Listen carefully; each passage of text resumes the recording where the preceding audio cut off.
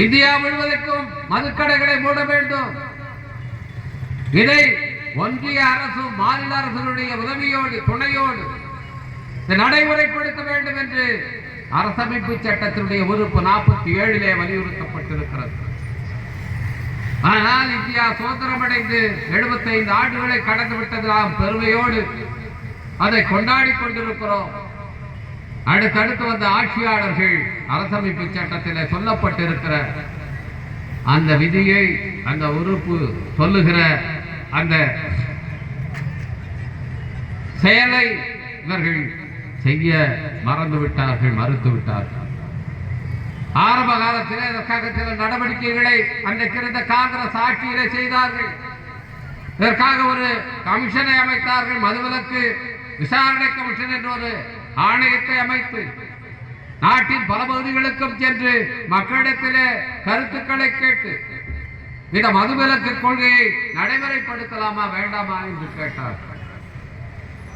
அந்த விசாரணை கமிஷன் என்ன அறிக்கை கொடுத்தது என்றால்,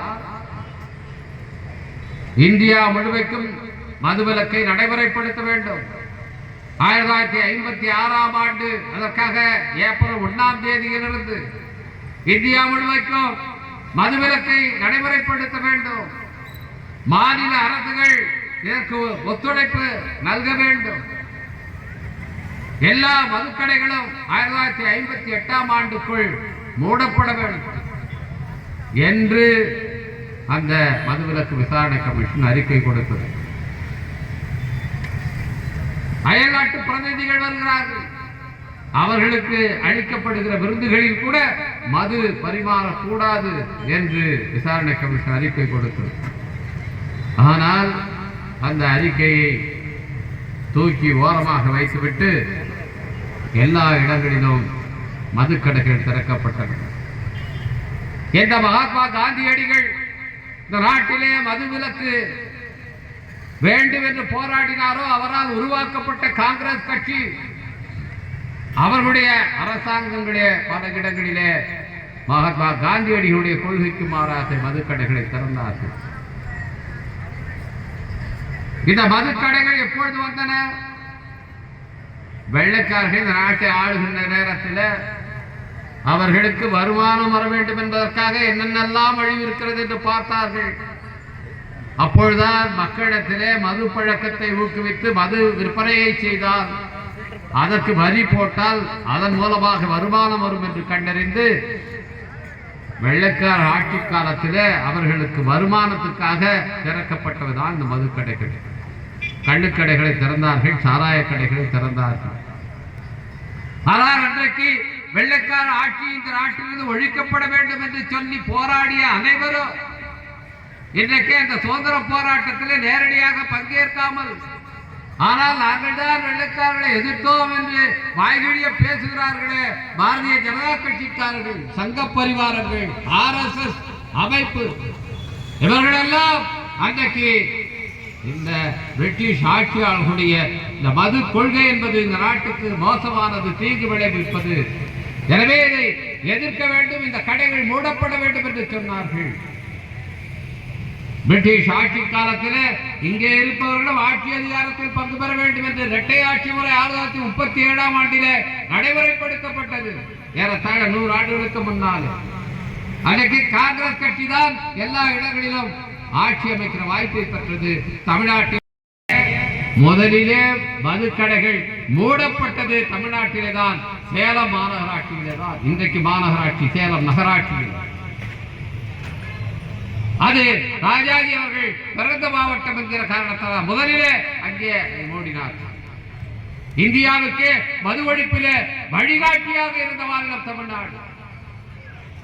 அத்தகைய பெருமை பெற்ற இந்த மாநிலத்தில் இன்றைக்கு மது ஆறாக ஓடிக்கொண்டிருக்கிறது. எதிர்கட்சிக்காரர்கள் சொல்லுகிறார்கள், தமிழ்நாட்டிலே மதுக்கடைகளை திறந்தது கலைஞர் அவர்கள் தான்.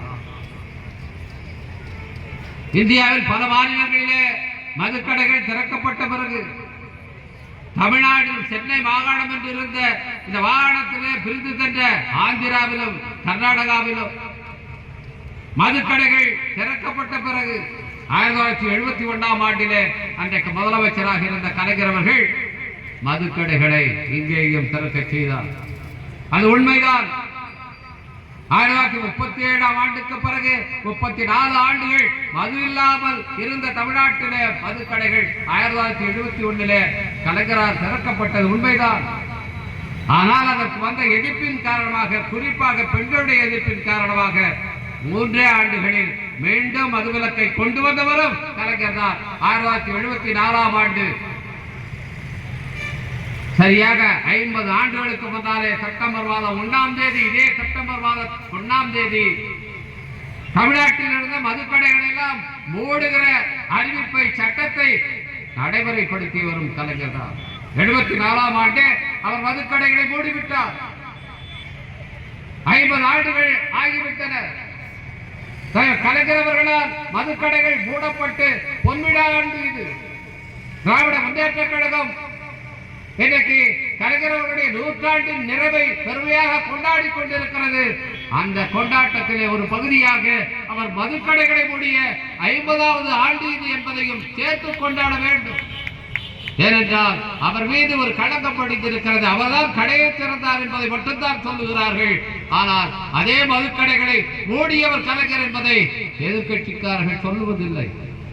எதிர்கட்சிக்காரர்கள் சொல்ல மாட்டார்கள். ஆனால் திமுகவினர் சொல்ல வேண்டும். அப்படி கலைஞரால் மூடப்பட்ட இந்த கடைகள் யாரால் திறக்கப்பட்டன? யார் இந்த மதுக்கடைகளை திறக்க சொன்னார் என்ற காரணத்துக்காக நான் கட்சியை விட்டு வெளியேறுகிறேன் என்று அறிவிப்பு செய்து புதிய கட்சியை தொடங்கினாரோ அதே எம்ஜிஆர் தான் 1981ஆம் ஆண்டு அவருடைய ஆட்சியில மதுக்கடைகளை திறந்தார். யாரை ஏழை பங்காளர் என்று நாம் நினைக்கிறோமோ, யார் இந்த ஏழை எளிய மக்களுக்காக பாடுபட்டவர் என்று இந்த ஏழை எளிய மக்கள் எல்லாம் நம்பி வாக்களித்தார்களோ அந்த எம்ஜிஆர் தான் இந்த ஏழை எளிய மக்களுடைய வாழ்க்கையில மண்ணை அள்ளி போடுகிற அந்த காரியத்தை செய்தார். அவர் திறந்தது மட்டுமல்ல, மதுவை உற்பத்தி செய்வதற்கு அரசாங்கமே அதற்காக ஒரு நிறுவனத்தை அமைத்தது. மதுவை விற்பனை செய்வதற்கு அரசாங்கமே ஒரு நிறுவனத்தை எம்ஜிஆர் ஆட்சி காலத்திலே அமைத்தது. இன்றைக்கு டாஸ்மாக் என்று சொல்கிறோமே, அந்த நிறுவனம் உருவாக்கப்பட்டது எம்ஜிஆர் அவர்களால், அவருடைய ஆட்சி காலத்தில். எனவே மதுக்கடைகள் மீண்டும் திறக்கப்பட்டது அதிமுக ஆட்சியில, எம்ஜிஆர் ஆட்சியில். அப்படி திறக்கப்பட்ட மதுக்கடைகளால் இன்றைக்கு அதிகமாக சீரழிகிறவர்கள், அதிகமாக பாதிக்கப்படுகிறவர்கள் யார்? இந்த நாட்டிலே இருக்கிற பிற்படுத்தப்பட்ட மக்களும், பட்டியல் சமூக மக்களும், பழங்குடி மக்களும் தான் இந்த மதுக்கடைகளை அதிகமாக பாதிக்கப்படுகிறார். இந்த தூத்துக்குடி மாவட்டத்தை எடுத்துக் கொள்ளுங்கள். நகரத்திலே இருக்கிற மக்கள் அவர்கள் அனுபவிக்கிற, அவர்களுக்கு கிடைக்கிற வசதிகள் கிராமப்புறங்களில் இருப்பவர்களுக்கு கிடைப்பதில்லை. நான் போய் பார்த்தோம் சதலிங்கபுரம், அங்க ஒரு நல்ல பள்ளிகள் கிடையாது, நல்ல மருத்துவமனைகள் கிடையாது. அங்கே இருக்கிற மக்களுக்கு குடியிருப்பு வசதிகள் போதுமான அளவிலே இல்லை. இருக்கிற